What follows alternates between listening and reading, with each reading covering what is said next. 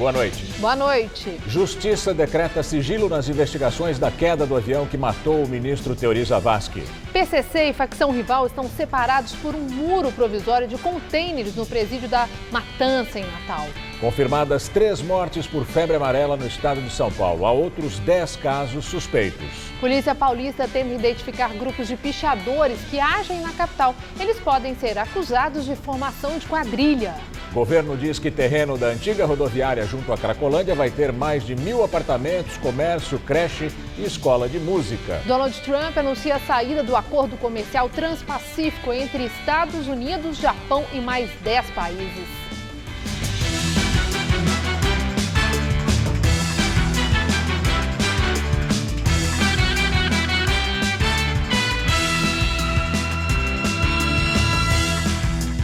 A prefeitura apagou alguns grafites da Avenida 23 de Maio e o assunto virou polêmica. Agora, a Polícia Civil tenta identificar grupos de pichadores que atuam aqui na capital. A investigação vai ser feita pelo DEIC, que é o departamento que investiga o crime organizado. O inquérito, que tem 9 dias, começou após a prisão de um suspeito de pichar o prédio da prefeitura. A ação do DEIC acontece justamente no momento em que o prefeito de São Paulo, João Dória, do PSDB, declarou guerra aos pichadores na cidade. Mas o secretário de Segurança Pública do Estado, Mágino Alves, negou que há uma relação. Governo do Estado, a prefeitura compete coibir esse tipo de ação. Então, não é um apoio à ação do nosso prefeito, que é uma ação absolutamente meritória, mas é uma obrigação do Estado combater esse tipo de ilícito também.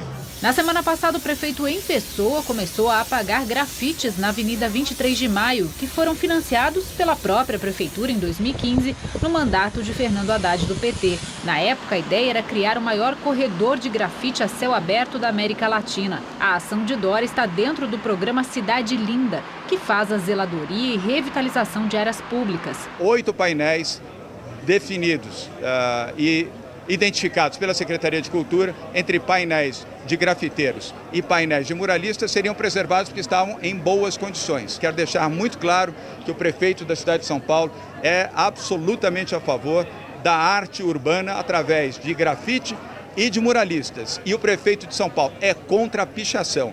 E contra os pichadores nós vamos agir com absoluta intransigência. Percorrendo a avenida, a gente percebe que alguns grafites foram preservados. Já outras obras, como esta, receberam ademão de tinta cinza. A prefeitura diz que o critério para escolher quais murais seriam apagados era aqueles que foram vandalizados por pichadores. Mas aqui a gente percebe uma outra coisa: essa ademão de tinta está escorrendo e o colorido dos grafites voltou a aparecer. Quanto menos poluição visual, melhor. Você apoia, então? Claro, apoio sim. Cada um tem uma linha de governar, é normal. Mas assim, é triste ver. Tava tão bonito e agora é tudo cinza. O grafiteiro Mauro Neri, que teve desenhos apagados na avenida, nega que as obras estavam degradadas. Todo mundo perde com isso. Então o que a gente vai ver vão ser mensagens de críticas, né? E isso a polícia nunca vai conseguir parar. Por mais que exista controle, né? A pessoa precisa às vezes de 30 segundos para fazer uma ação, né? E acho que a gestão atual precisa considerar isso, né? E chamar para o diálogo. Grafite é uma coisa e pichação é outra muito diferente. O grafite pode e quase sempre consegue colorir e humanizar um pouco a nossa cidade, às vezes tão sombria. Pichação é uma manifestação não artística de grupos que disputam entre si a proeza boboca de alcançar os locais mais inacessíveis. Parece ser só isso. Agora, a polícia paga com nosso dinheiro perder tempo e querer enquadrar pichadores como organização criminosa, como quadrilha, é provincianismo demais, para não falar em autoritarismo. Quer dizer que nós vamos prender os pichadores como se fossem quadrilheiros, jogá-los em cadeias sem julgamento, como já estão 40% dos presos? Os pichadores são uma ameaça à sociedade assim tão grave? Os ventos que elegeram Trump e podem eleger Marine Le Pen na França parece que sopram também no Atlântico Sul. Quase uma semana após o conflito entre a Polícia Militar e usuários de drogas na Cracolândia, o clima ainda é de apreensão para quem passa pela região. E ao redor de um dos locais com maior presença de dependentes químicos, o governo do estado promete agora construir mais de 1.000 unidades de moradia popular. Os funcionários da loja de sapatos tentam retomar a rotina, mas nem tudo foi arrumado até agora. Algumas vitrines ficaram quebradas e muita mercadoria saqueada. A loja de equipamentos de iluminação também tinha sido revirada. Ninguém quis gravar entrevista com medo de represália. Quase uma semana depois do confronto entre policiais e usuários de drogas da Cracolândia, as ruas que concentram o maior número de dependentes químicos continuam iguais. Para os moradores e quem trabalha na região, o clima ainda é tenso. A gente vive em constante, vigilância, porque realmente, a situação é crítica. Eu tenho medo e tenho dó ao mesmo tempo. É uma coisa muito ambígua. A confusão foi na noite de terça-feira passada. A tropa de choque foi chamada e houve correria. Na região da Santa Efigênia, pelo menos 6 lojas foram arrombadas. Hoje, o governador de São Paulo, Geraldo Alckmin, do PSDB, esteve na região da Luz, onde deu início às obras do complexo Júlio Prestes. Serão construídos cerca de 1.200 apartamentos em uma área vizinha à Cracolândia. O projeto prevê ainda 66 estabelecimentos comerciais, entre lojas e restaurantes, uma creche e um espaço para a escola de música Tom Jobim, que hoje funciona num prédio alugado. A previsão é que a obra fique pronta em pelo menos 3 anos. O investimento é de cerca de R$ 1 bilhão e 400 milhões de reais e será viabilizado por meio de uma parceria público-privada. A primeira na área da habitação a ser realizada no país. Até aqueles que puderem, os ex-dependentes, pedir à concessionária que contrate as pessoas aqui na obra, pessoas em situação de rua, morador de rua também que contrate aqui na obra, e vamos trabalhando. De um lado é combater o tráfico, de outro lado é ajudar quem precisa. Agora, aqui vai resolver, não tem a menor dúvida. O caminho para você revitalizar não só esta região, mas todo o centro expandido, é trazer as pessoas de volta para morarem no centro de São Paulo. O terreno abrigou a primeira rodoviária de São Paulo. Aqui também foi um shopping popular, demolido em 2007, depois de ser desapropriado pelo governo estadual por 34 milhões de reais. Na época, foi anunciada a construção do Complexo Cultural da Luz, que seria formado por 3 teatros, escolas de música e dança. Projeto que nunca saiu do papel. As famílias interessadas em comprar um dos apartamentos devem se inscrever para o sorteio até o dia 24 de julho e ter renda de no máximo 6 salários mínimos. Outra condição é que pelo menos um dos integrantes da família trabalhe no centro. As inscrições devem ser feitas pelo site da Secretaria Estadual da Habitação. Até o momento, há 149 mil interessados. Continua a crise carcerária no Rio Grande do Norte. Houve uma tentativa de fuga durante a madrugada da penitenciária de Alcaçuz. Os presos estão rebelados desde o último dia 14. Um preso foi baleado e socorrido.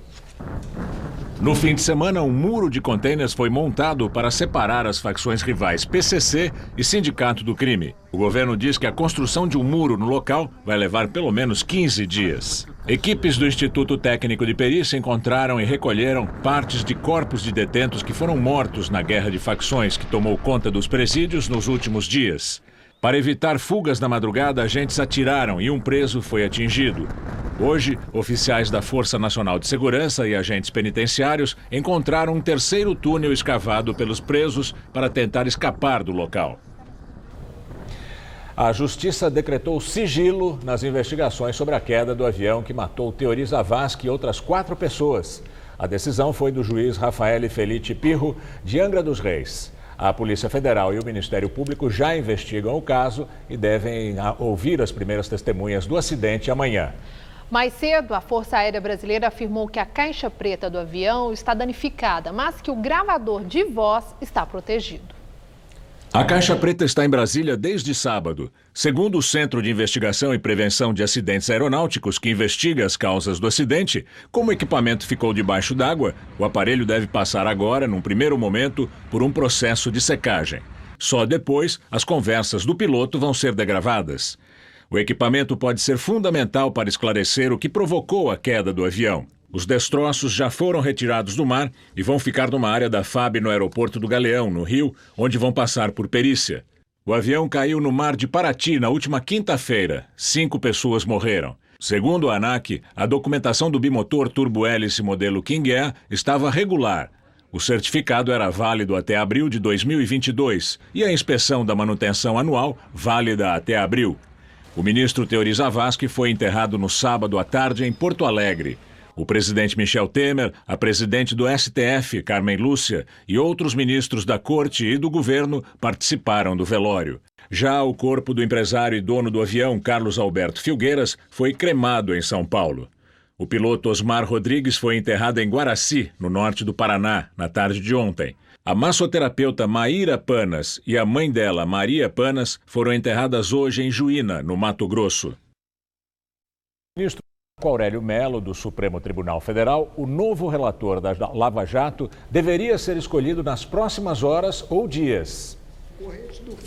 O ministro deu a declaração durante entrevista à Rádio Gaúcha, de Porto Alegre. Segundo Marco Aurélio, a escolha do novo relator deve ser rápida para não prejudicar a Lava Jato. Deve ser rápido porque procedimento criminal não pode ficar suspenso, sob pena de prejuízo, sob pena de um tempo em si, ele militar a favor de possíveis envolvidos, prejudicando-se aí os interesses maiores da sociedade. O ministro também disse que a presidente do Supremo, Carmen Lúcia, não deve homologar as 77 delações premiadas dos executivos da Odebrecht. O conteúdo está numa sala cofre no Supremo. O ministro Teori Zavascki pretendia fazer a homologação dos acordos no começo de fevereiro. Pelo que eu conheço há muitos anos, da atuação da ministra Carmen Lúcia, ela procederá não à homologação, mas sim à redistribuição. Nós teremos, acredito, nas próximas horas ou nos próximos dias, nós teremos um novo relator. Marco Aurélio defendeu que o novo relator seja da segunda turma do Supremo, da qual Teori Zavascki fazia parte. Atualmente estão no colegiado os ministros Gilmar Mendes, Celso de Mello, Ricardo Lewandowski e Dias Toffoli. O ministro descartou ainda a possibilidade de o avião em que estava Teori ter sido sabotado. Eu descarto de início, qualquer ato de sabotagem visando atingir o ministro Teori Zavascki e, consequentemente, os demais ocupantes da aeronave. Tudo indica que o acidente decorreu do mau tempo na região, mas temos que esperar o processo administrativo que estará em andamento, e foi fatal. O presidente Temer já começou a ouvir sugestões para a vaga de Teori no Supremo. No fim de semana, ele se reuniu com o ministro Gilmar Mendes no Palácio do Jaburu. O nome indicado por Temer ainda precisa ser sabatinado e aprovado pelo Senado. Alguns nomes já foram citados para o cargo. Entre eles estão o ministro da Justiça, Alexandre de Moraes, a ministra-chefe da Advocacia Geral da União, Grace Mendonça, o procurador Luiz Antônio Marrei, o presidente do Tribunal Superior do Trabalho, Ives Gandra Martins Filho, a secretária nacional de Direitos Humanos, Flávia Piovesan, e o tributarista Heleno Torres. No enterro de Teori, Michel Temer falou que só deve indicar o novo ministro quando o Supremo definir quem será o relator da Lava Jato. Direto de Brasília, Josias de Souza fala sobre a escolha do ministro que vai ficar no lugar de Teori Zavascki. Michel Temer já decidiu que só indicará o substituto de Teori Zavascki depois que o Supremo definir o nome do relator da Lava Jato. Ainda assim, os aliados do presidente, que estão encrencados na investigação, encontraram um motivo para influir na escolha do futuro ministro. Descobriram que o escolhido de Temer pode alterar uma decisão tomada pelo Supremo no ano passado. Aquela decisão de que uma pessoa condenada na segunda instância do judiciário deve ser presa, aguardando o julgamento de eventuais recursos atrás das grades. Essa decisão do Supremo funcionou como um estímulo adicional à delação. Sem a perspectiva de recorrer em liberdade contra eventuais condenações, encrencados graúdos preferiram abrir o bico, confessar os crimes, delatar os cúmplices e negociar condenações mais brandas. Além disso, complicou-se muito a vida de réus sem mandato. Lula, por exemplo, pode ser preso caso uma eventual condenação de Sérgio Moro seja confirmada pelo Tribunal Regional Federal da 4ª Região, sediado em Porto Alegre. Para desestimular novas delações, a bancada anti-Lava Jato do Senado, com o PMDB à frente, quer que Temer escolha como substituto de Teori Zavascki um doutor que seja contra essa prisão após a condenação de segunda instância. Por quê? Com o voto favorável de Teori, a decisão do Supremo foi tomada em caráter liminar por um placar muito apertado, 6-5. O tema voltará ao plenário para o julgamento de mérito e basta que o novo ministro modifique o voto de Teori para inverter o placar. Os políticos tornaram-se seres muito previsíveis. Eles comprovam a tese de que honestidade é mais ou menos como virgindade. Perdeu, está perdido. Não tem segunda safra. Boa noite. Já são 10 os casos suspeitos de febre amarela no estado de São Paulo. 3 mortes foram confirmadas. Os cuidados para evitar a disseminação do vírus devem ser os mesmos para dengue, zika e chikungunya. Quem vive nas áreas de risco só pode se proteger com vacina. As 3 pessoas que morreram na capital viajaram para Minas Gerais e voltaram com os sintomas. Porém, a contaminação por febre amarela ainda não foi confirmada. Minas vive um surto silvestre que afeta regiões rurais e de mata, em que macacos são os principais hospedeiros. O estado de São Paulo tem até agora 3 mortes confirmadas por febre amarela. Uma em Santana do Parnaíba, região metropolitana, um caso que foi importado de Minas, e 2 mortes no interior, cujas pessoas não viajaram. Segundo a Secretaria de Saúde, no caso das mortes de Batatais e Américo Brasiliense, as pessoas contraíram a doença aqui no estado. No Instituto Emílio Ribas, na capital, hospital de referência no tratamento de doenças infecciosas, a procura pela vacina aumentou. No último sábado, foram aplicadas quase 350 doses, mais do que o dobro da média diária nesta época do ano. Esse infectologista diz que o vírus ainda não está circulando nas cidades e, por isso, a vacina só é indicada para quem vai viajar para áreas de risco. Essas pessoas que vivem nessas áreas com recomendação de vacinação, elas devem procurar um posto de saúde para receber a vacina contra a febre amarela. A capital está fora da área de recomendação de vacinação. Então, quem vive aqui no município de São Paulo, na região vizinha, Baixada Santista, todo o litoral, não precisa se preocupar em receber agora a vacina da febre amarela, a não ser que vá se deslocar para alguma área de recomendação de vacinação. A febre amarela é transmitida pela picada do mosquito infectado com o vírus. Os sintomas são febre, calafrios, dor de cabeça e no corpo. Mas nem todos que pegam a doença correm o risco de morrer. O médico explica que a febre amarela só evolui para a forma mais grave numa pequena parte dos casos. A grande maioria das pessoas que se infectam com o vírus da febre amarela não tem absolutamente nenhum sintoma, né? Então, cerca de 80% das pessoas infectadas com a febre amarela são absolutamente assintomáticas. O Brasil registrou quase 800 mortes por dengue, zika e chikungunya em 2016. Os dados são do novo boletim epidemiológico do Ministério da Saúde. O Brasil registrou 1.976.029 casos prováveis das 3 doenças, todas transmitidas pelo mosquito Aedes aegypti.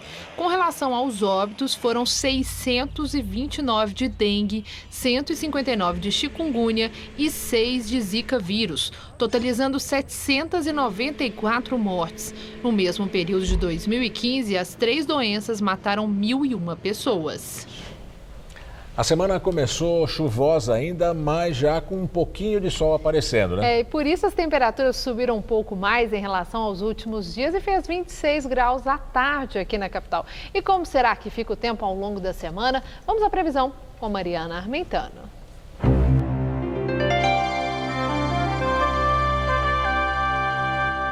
A semana deve ser ainda de muitas instabilidades e calor na maior parte do país. O sol predomina e não chove no nordeste de Minas, na Grande Vitória e em parte do leste da Bahia. No oeste mineiro deve chover a qualquer hora, mas com algumas aberturas de sol. Outra área onde a chuva não tem hora para acontecer é nessa mais escura, entre o Mato Grosso, Roraima, passando pelo Tocantins até o norte do Ceará. Vamos ver como será o dia amanhã em algumas capitais? Olha só, em Porto Alegre, máxima de 32 graus, em Floripa 31, no Rio de Janeiro faz até 35 graus, em Belo Horizonte 30 graus amanhã. Na sequência temos Vitória com máxima de 34, em Salvador 32 graus durante a tarde, em Fortaleza faz 30 graus e a capital mais fresquinha é Brasília, com mínima de 17 e máxima de 28 graus. Agora no detalhe, São Paulo. O dia vai amanhecer com muitas nuvens no Vale do Paraíba, no litoral, na Serra da Mantiqueira, aqui na região metropolitana e também no nordeste do estado. Já no norte e no oeste, teremos sol e chuva fraca a qualquer hora, mas durante a tarde e a noitinha as pancadas de chuva atingem todo o estado. À tarde, a máxima vai aos 33 graus em Presidente Bernardes e aos 30 graus na cidade de Araraquara, Bauru e São José do Rio Preto e também lá em Santos, no litoral do estado. Para a capital, a semana promete ser bem estável, tanto em relação às chuvas quanto às temperaturas, viu? O dia amanhã deve ser mais quentinho, com máxima de 28 graus. Aí esquenta mais na quarta-feira, faz até 30 graus, mas volta a refrescar na quinta, com mínima de 20 e máxima prevista de 26.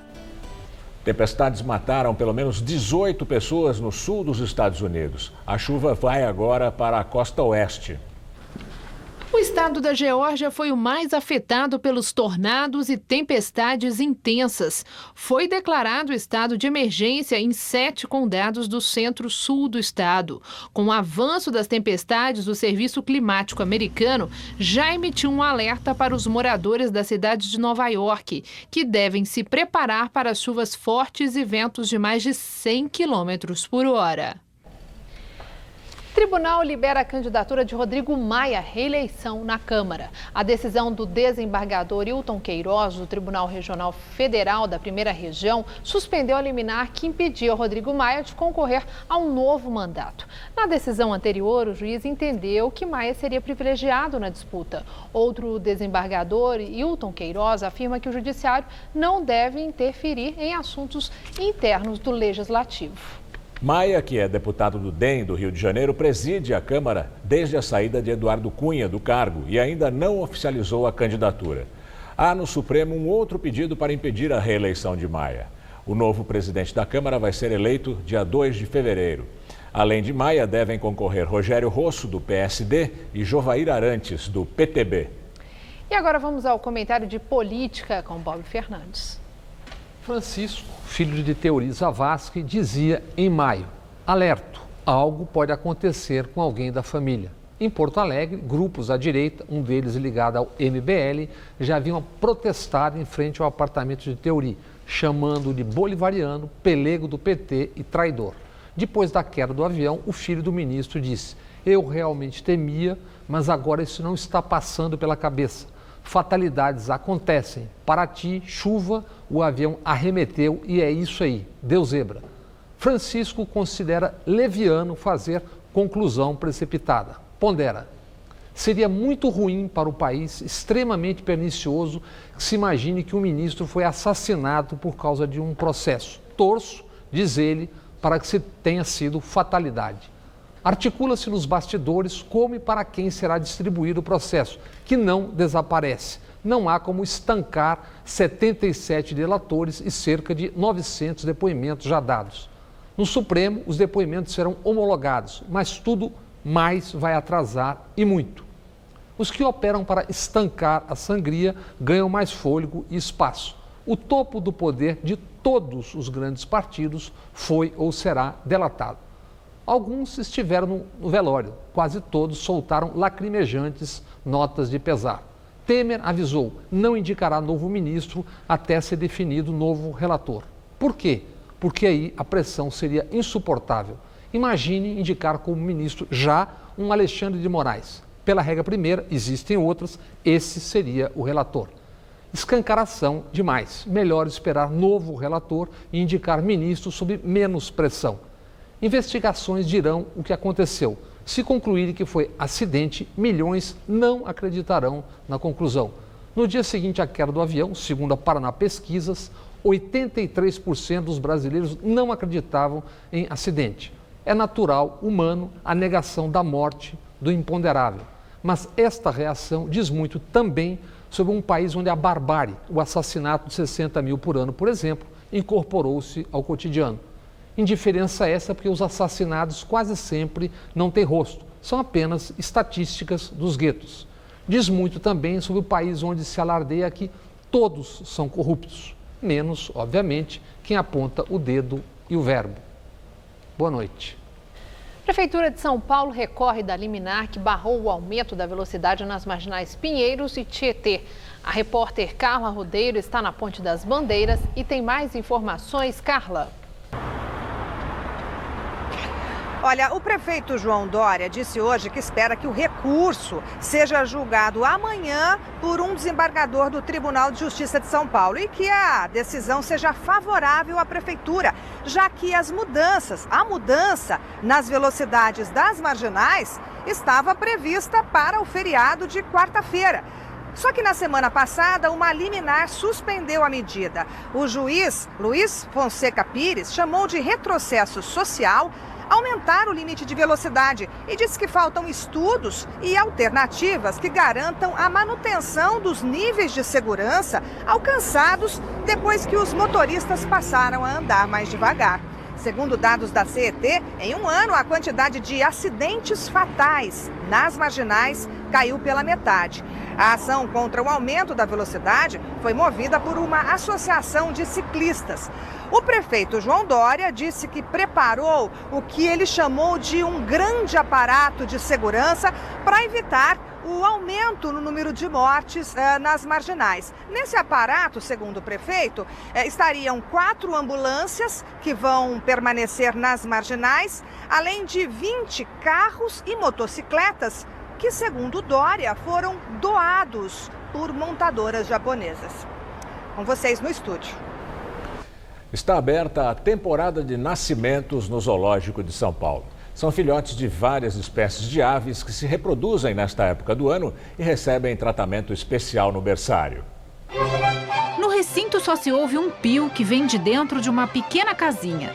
O animal fica curioso com a movimentação e sai por alguns instantes. Depois logo se esconde, mas quase ninguém vê. Já entrou em extinção também? Era a última?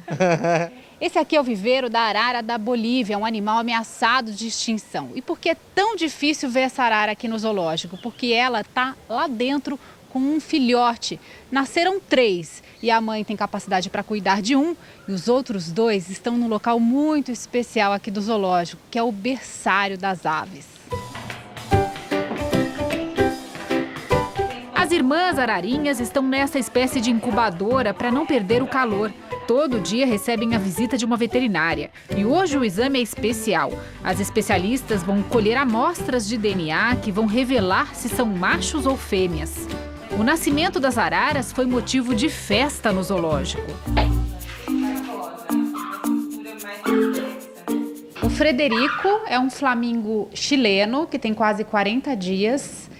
E o interessante é que essa é a primeira vez que uma ave dessa espécie nasce aqui no zoológico, né? Esse nascimento, ele vem contribuir, né, com a conservação dessa espécie. Quer dizer, a gente vai, a partir disso, aprender também como mantê-los, como criar um filhote, aprimorar as nossas técnicas de manejo e estimular cada vez mais nascimentos, né? Quando crescer, Fred vai viver aqui neste recinto, junto dos pais, tios e primos da mesma espécie. Mas até lá, é cuidado com todo o paparico. Até caminhadas matinais ele faz com a bióloga.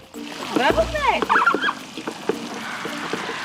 Quem também está esperando pelos bebês são os cisnes aqui do lago. De feios, os filhotes não têm nada. Ganham peso e tamanho nas caixinhas do berçário. Estes 2 da espécie pescoço preto têm poucos dias de vida. Aqui no Zoo de São Paulo nós já trabalhamos com essa espécie há algum tempo, mas não é uma espécie comum em zoológicos do país. O zoológico de São Paulo tem 1.800 aves de 150 espécies diferentes. Na natureza, os filhotes nascem no verão, quando a quantidade de alimento é maior. No cativeiro, os animais mantêm o mesmo ciclo. A Lila está tão acostumada ao tratamento que já sobe sozinha na balança. E tem irmão a caminho. No viveiro, os pais da espécie Grou coroado chocam um novo ovinho. Um ano após a revogação da lei do filho único, a taxa de natalidade da China cresce e atinge o maior patamar desde o ano 2000. De acordo com a Comissão Nacional de Saúde e de Planejamento Familiar, apesar do número de mulheres férteis no país ter caído em 5 milhões, os novos nascimentos superaram os 17 milhões e meio em 2016. Um aumento de quase 1,5 milhão da média do período entre 2011 e 2015. A China implementou a política de filho único na década de 70 para conter o crescimento populacional, mas reviu as diretrizes preocupada com a diminuição da força de trabalho no país e com os custos de sustentar uma população cada vez mais idosa. Em mais uma tentativa de um acordo de paz para a Síria, governo e rebeldes participam de uma conferência no Cazaquistão. É a primeira vez que rebeldes e membros do governo se reúnem no mesmo ambiente para uma negociação de paz. No entanto, pouco antes dos trabalhos começarem, os rebeldes se negaram a negociar frente a frente com os representantes do ditador Bashar al-Assad. Eles alegam que o cessar-fogo acordado em dezembro não foi respeitado, o que demonstraria uma falta de comprometimento do governo de Assad. Mesmo diante desse impasse, o ministro das Relações Exteriores do Cazaquistão, Kairat Abdramanov, afirmou que espera frutos do encontro. Outras 3 tentativas de acordos de paz em 2012, 2014 e no ano passado não tiveram sucesso até agora. E na China, 19 prédios residenciais são implodidos de uma só vez.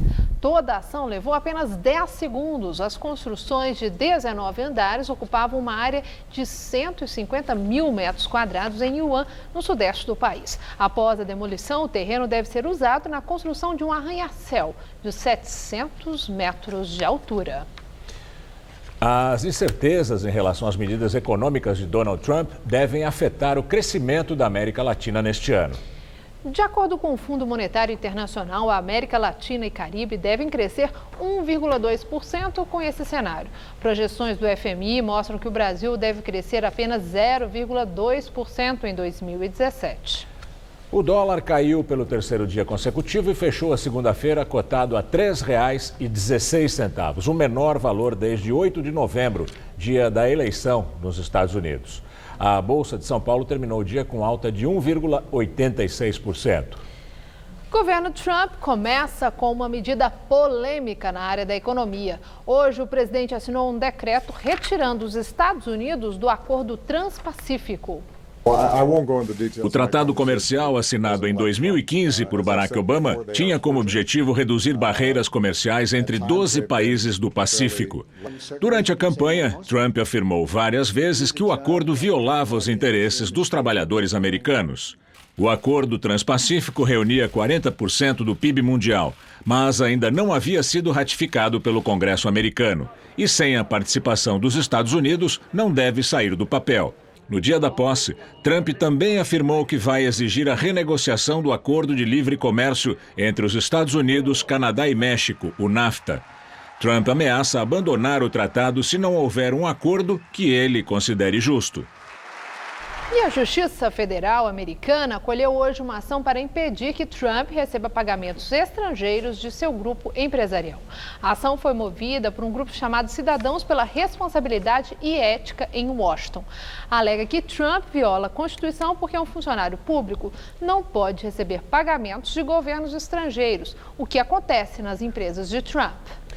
Eric Trump, que é filho do presidente e vice-presidente executivo das organizações Trump, afirmou que a empresa já tomou outras medidas que o estipulado em lei para evitar a exposição legal a esse tipo de ação.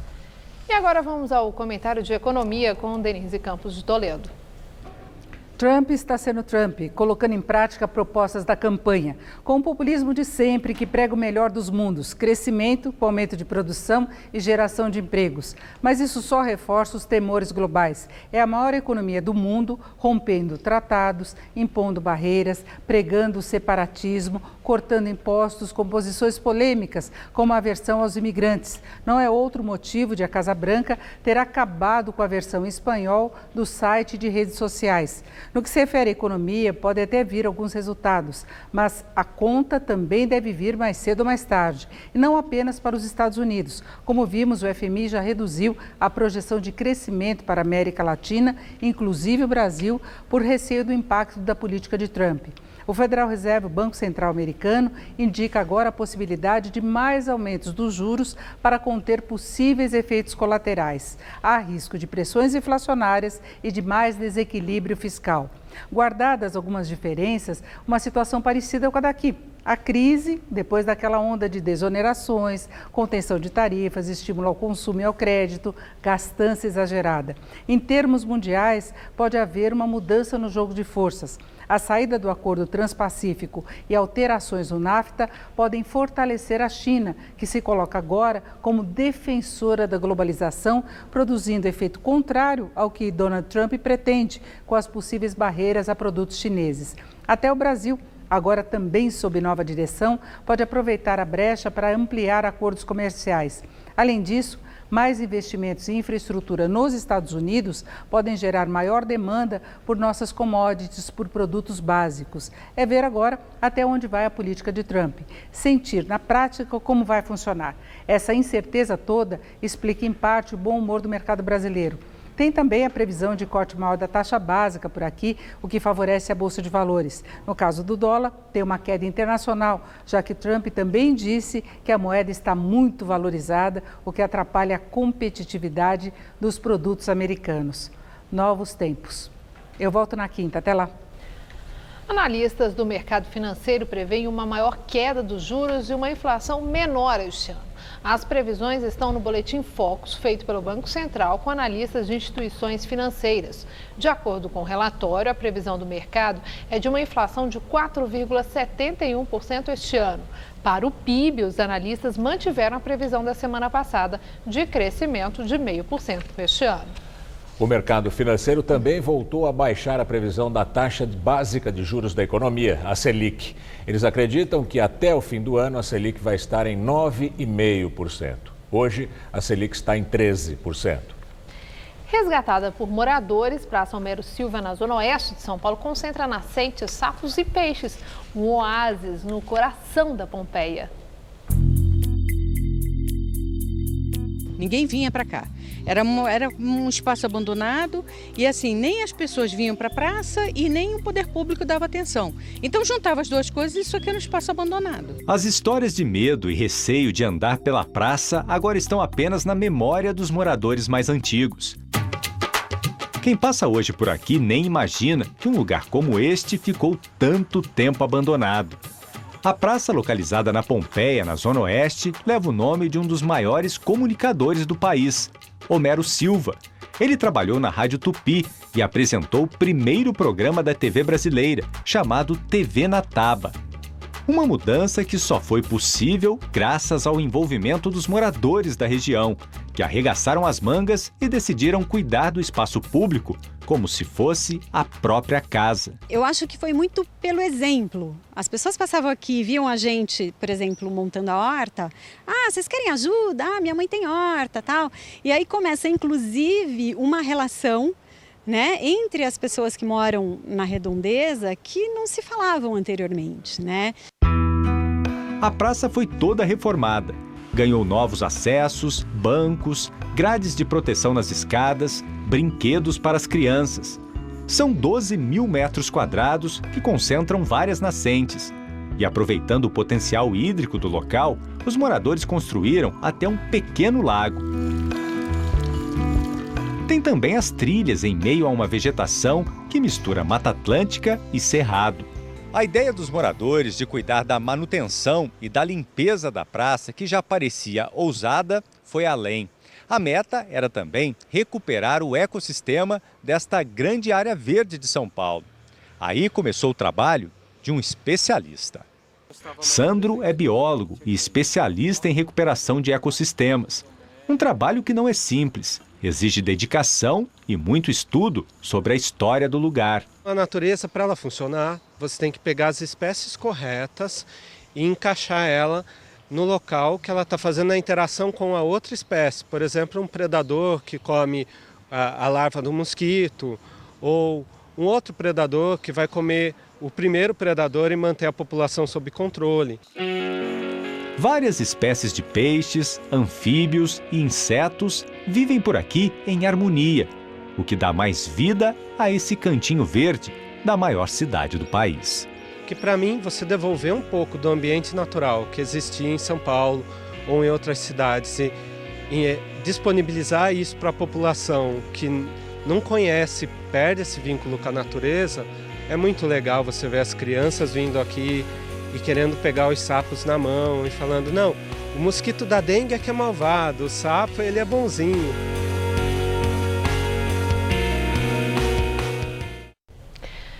A difícil decisão da substituição do ministro Teori Zavascki na entrevista do dia com Maria Lídia Flandoli. Entrevista o professor Rubens Gleiser, coordenador do Supremo em Pauta da Faculdade de Direito da Fundação Getúlio Vargas de São Paulo. Obrigado, professor. É um prazer estar aqui. Uma oportunidade para o senhor nos esclarecer vários aspectos, né? Nesse clima de indecisão, de suspense, em relação à substituição do ministro Teori Zavascki. Eu gostaria que, dentre as várias disposições do regimento do Supremo, que o senhor não falasse quais são as hipóteses aplicáveis a esse caso. Bom, acho que não precisava de mais suspense, mas estamos vivendo um pouco mais disso, né? Nos casos ordinários, a regra é muito simples. Quando o ministro se aposenta, ou morre, falece, ou qualquer coisa assim, os processos aguardam até entrar um novo ministro. Só que a Operação Lava Jato é um caso longe do ordinário, ele é absolutamente extraordinário. Seja porque envolve uma grande quantidade de pessoas envolvidas, pela sua emergência, tem réus presos, tem tudo. Então, o próprio presidente se afasta e deixa o tribunal resolver as outras opções. Quais são as outras opções? A ministra Carmen Lúcia tem o poder de decidir sozinha entre 3 possibilidades. A primeira é realizar um sorteio eletrônico no sistema para ver quem vai ser, exceto ela, qualquer um dos outros ministros, o novo relator. Independente da turma. Independentemente da turma. A outra é na segunda turma, que são 5 ministros que já estavam ali acostumados a fazer os julgamentos do caso, então ficaria entre eles. Ou ainda existe uma terceira opção dela designar diretamente o chamado revisor dos casos. Nas ações penais no Supremo Tribunal Federal, você tem a figura do revisor, que é como se fosse um segundo relator, que na segunda turma, que é onde está a maioria dos casos, seria o ministro Celso de Mello. E nesse caso também teria uma certa conveniência, porque ele tem um perfil um pouco parecido com o que era do ministro Teori Zavascki. Quer dizer, essas são as hipóteses. As 3. As hipóteses. Agora, antes de nós prosseguirmos em relação a isso, Michel Temer, na sexta-feira nós estávamos aqui, quando chegou a notícia que Temer havia decidido que ele não iria indicar o substituto para a vaga de Teori Zavascki, antes de ficar definido no Supremo quem seria o relator da Lava Jato. Sim. Como é que o senhor entendeu essa atitude, essa decisão de Michel Temer? Foi um ato de desprendimento, foi um espírito conciliador ou ele tem qualquer outra intenção aí? Eu imagino que a avaliação política que foi feita seria a seguinte, que duas possibilidades. Uma delas é que vale a pena ficar amigo do Supremo Tribunal Federal. O Supremo Tribunal Federal constrói as pautas de julgamento. Então, digamos que o presidente Michel Temer aprove todas as reformas legislativas que ele quisesse. Elas podem ir para o Supremo Tribunal Federal e ser derrubadas no dia seguinte. Então, às vezes, para não criar uma animosidade com qualquer um dos ministros, isso foi seguido. E, além disso, ele pode ter visto aí a vontade determinada da ministra Carmen Lúcia de redistribuir rapidamente a ação. E esse é um braço de ferro que ele não teria como ganhar. Então, por que entrar numa briga que você está destinado a perder? Ao ler esse campo, abdica desse poder imenso que seria negociar um ministro que seria sabatinado pelo Senado Federal.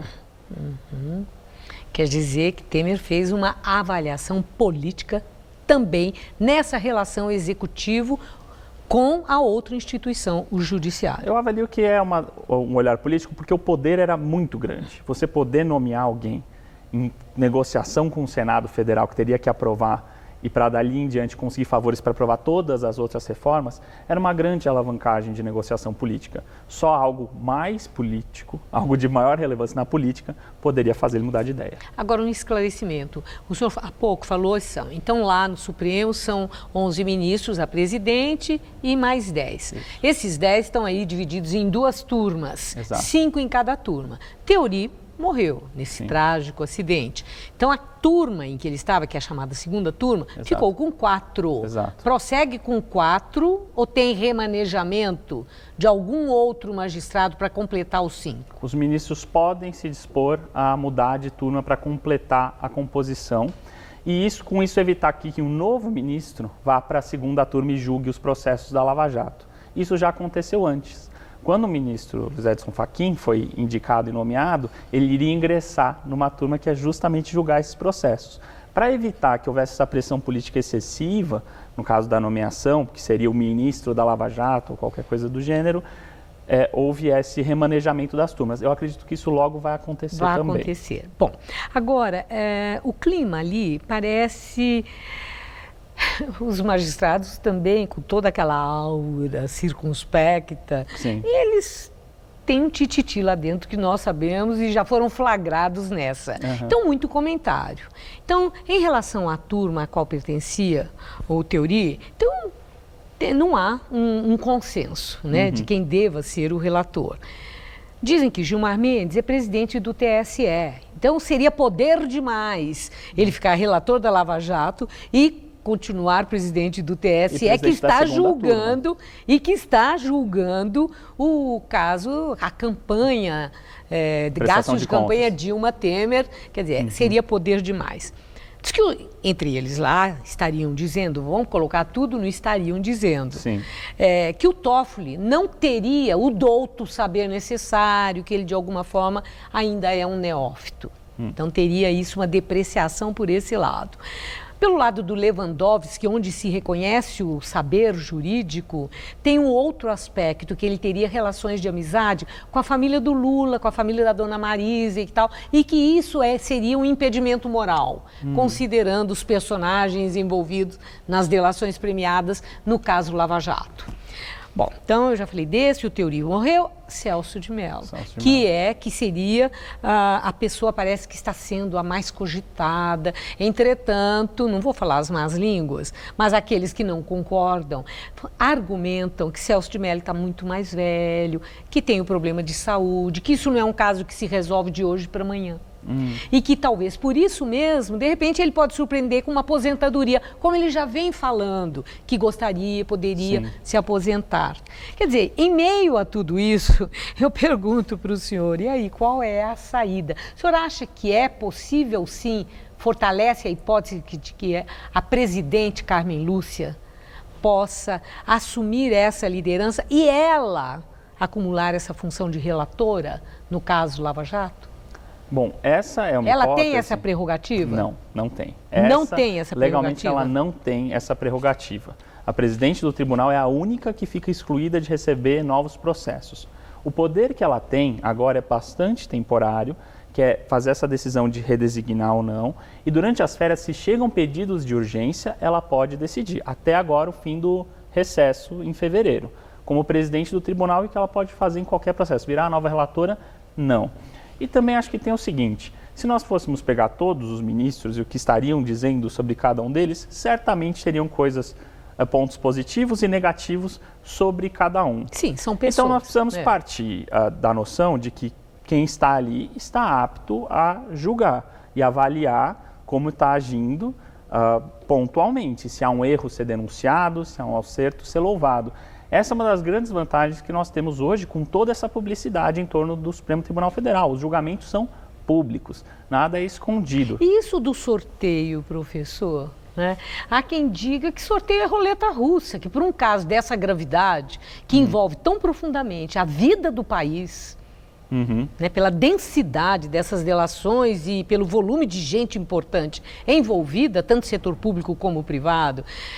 Sorteio é um encaminhamento adequado ou uma decisão racional da presidente do tribunal é que seria a saída institucional mais adequada? Acho que a saída institucional é justamente fugir um pouco desse personalismo e dessas avaliações dos atores e reconhecer que o Supremo Tribunal Federal tem capacidade de agir. O relator faz muita diferença? Faz, sem dúvida, mas eu acho que também aí é um equívoco, porque as pessoas imaginam um sorteio tipo aquela roleta de bingo, alguém girando umas bolas que podem ser falsificadas. É um sistema eletrônico e é o procedimento com todos os processos que chegam lá. Então quer dizer que agora tudo que é minimamente relevante vai passar por um crivo ou não? A ideia é justamente que ninguém possa escolher os juízes para privilegiar nem para prejudicar ninguém. Essa é a ideia, ser aleatório. Isenta de uma preferência ou de qualquer coisa nesse sentido. A isenção e a imparcialidade na escolha do processo. Okay. Essa é a regra do sorteio. Professor, muito obrigada por seus esclarecimentos num assunto tão específico. Tenho certeza que é uma grande maioria de difícil entendimento. Obrigado, uma boa noite. Muito obrigado. Gamberini. Você vai ver a seguir, o Corinthians está de novo na final da Copinha. E a confusão envolvendo o Paulista. O time foi desclassificado depois de o jogador mentir a idade para participar do torneio. Atenção, rasga preço na Veste Casa. Começou o rasga preço da Veste Casa. Tem tudo para vestir a sua casa com preço de fábrica. Luciano, chega aí, vai. Só quem fabrica pode ter preço assim. Colcha casal toque de seda custava R$ 29,99. Agora só R$10 cada. Toalha de banho Veste Casa ou tapetes diversos por apenas R$10 cada. Aproveite o rasga preço Veste Casa. Só amanhã na Veste Casa. Corre!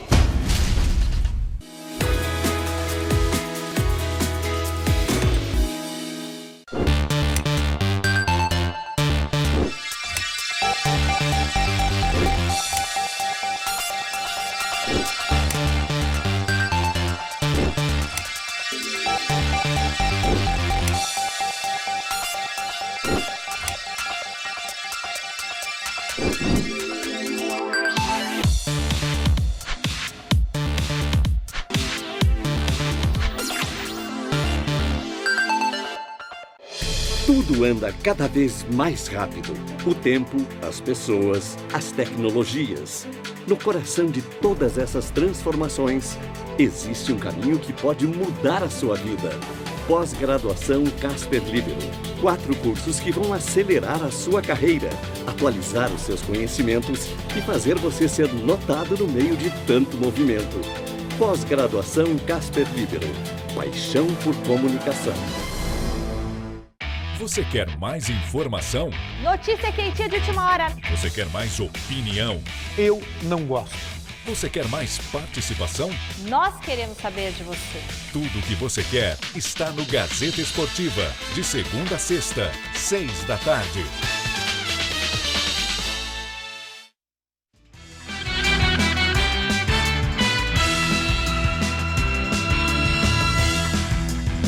Vamos direto para as notícias do esporte com Rodolfo Gamberini e Anita Pasques. Maior campeão da Copinha, com 9 títulos até agora, o Corinthians está em mais uma final do torneio, hein, Anita? Os corintianos estão rindo de orelha a orelha. Rindo à toa. Os jogadores do Timão não tiveram muitas dificuldades para vencer o Juventus por 3-0 e garantir pela 4ª vez seguida uma vaga na finalíssima da competição. Veja os gols. O Corinthians abriu o placar aos 33 minutos do primeiro tempo. Carlinhos aproveitou o rebote de Vitor Omena para tocar para as redes, 1-0. Aos 4 minutos do segundo tempo, Marquinhos fez 2-0. 15 minutos depois, Fabrício Oia recebeu um cruzamento na entrada da área e fez o terceiro. Final, Corinthians 3, Juventus 0. A gente começou a tornar um jogo que poderia ser muito mais tranquilo, onde a gente dominaria o controle da partida num jogo muito emocional. E o adversário do Corinthians na decisão seria o Paulista de Jundiaí, time que teve 100% de aproveitamento na primeira fase, hein, Anitta? Pois é, Gamberini, seria, é isso mesmo que você ouviu. Apesar de ter vencido ontem o Batatais na semifinal por 5-1, o time de Jundiaí foi excluído da Copinha. Isso porque o zagueiro Brandon, que na verdade se chama Elton do Paulista, atuava com uma identidade falsa. A Federação Paulista de Futebol eliminou o Paulista da Copa São Paulo e definiu que o Batatais vai disputar a final da competição contra o Corinthians na próxima quarta-feira, às 16h no Pacaembu. De acordo com uma denúncia apresentada pelo Batatais, Brandon teria 22 anos e não 19, a idade limite para disputar o torneio. O nome Brandon Matheus Lima dos Santos, que consta nas súmulas do Paulista, é de um rapaz preso no Rio de Janeiro. Eu pedi para mim do Ceará, a identidade real dele, que diz que é do Ceará, para poder comparar os dados de estimação da mão dele com a identidade que ele apresentou no jogo. E também do preso que está lá, esse sim, que é o que está preso, que ele usou o documento aqui como jogador.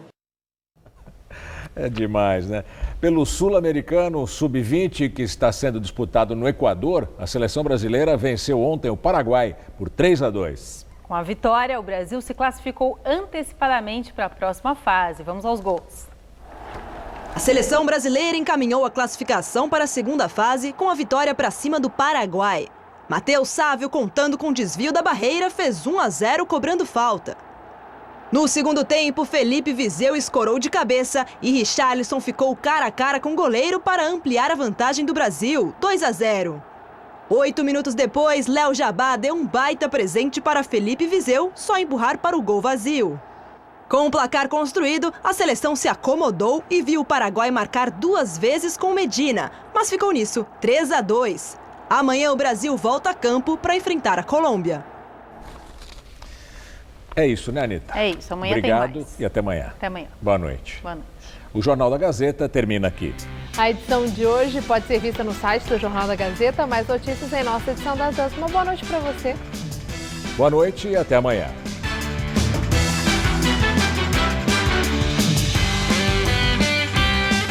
Encerre sua noite curtindo um musical de primeira no Todo Seu. Logo mais, 10h30 da noite.